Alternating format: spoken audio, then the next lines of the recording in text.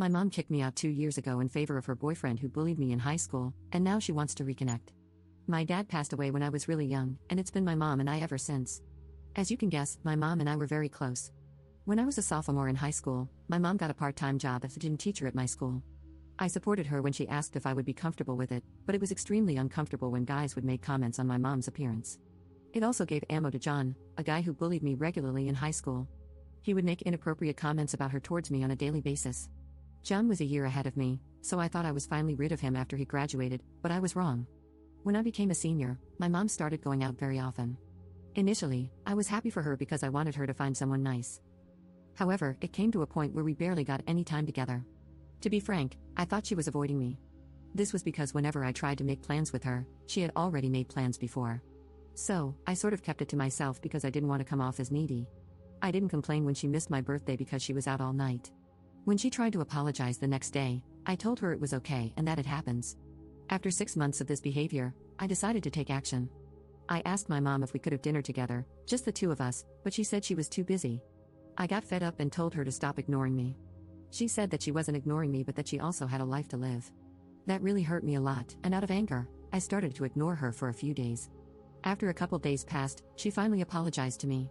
However, she said she needed to talk to me about something important. She wanted to introduce me to her boyfriend at dinner and she didn't really sound excited about it. It sounds like she almost dreaded it. When the door rang, my mom opened it up and introduced the new guy to me. I was in extreme shock. It was John. I almost screamed at my mom, asking her what he was doing here. John came forward to acknowledge that this situation was uncomfortable but he's sorry for how he treated me in school and that he really cares about my mom. My mom asked us to sit and let her explain how this all happened. I remember screaming, "I don't give a freak about your explanation. You tossed me aside for this piece of crap. You're a pathetic excuse for a mother." My mom then defended him and said, "Don't you dare call him that." Then, she said she tried to accommodate everyone in this tough situation by keeping the relationship away from me. Her exact words were, "Like it or not, John is here to stay. If you don't like it, you're more than welcome to leave."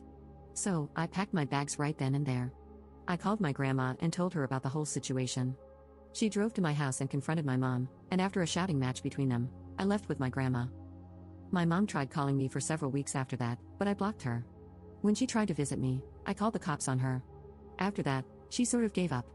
It had been 2 years since I'd heard from my mom. That is until yesterday, I got a call from her, and she said it was urgent and we needed to meet up. I don't know if I should go. Update 1. Well, curiosity got the best of me. There was also a burning desire to unload on her. I finally texted back my mom, asking where we should meet, and she said we could meet for lunch at a local restaurant at noon. I didn't have any class today, so I was good to go. When I arrived at the restaurant, I heard someone scream my name. It was my mom, whom I hadn't seen for 2 years. She asked how I was and said she would hug me, but she knew I would reject it. Her voice was shaking when she asked me to follow her to her table. Unsurprisingly, John was sitting there. He didn't even look me in the eye as we sat down. He just nodded his head as if to simply acknowledge my arrival. As my mom sat down, she started shooting out multiple questions. "What have you been up to? Are you in school? How's it going?" I got annoyed and told her, "Stop wasting my time with these questions. What do you want from me?" "Well, before we tell you, can we explain how all of this happened?" "I'm all ears." For those of you asking me to get her in trouble with the school board, I hate to break it to you, but they never interacted with each other when John was in school. John only knew about her because his friends would take pictures of her before gym class started and share them with everyone. It was John who approached her at a bar.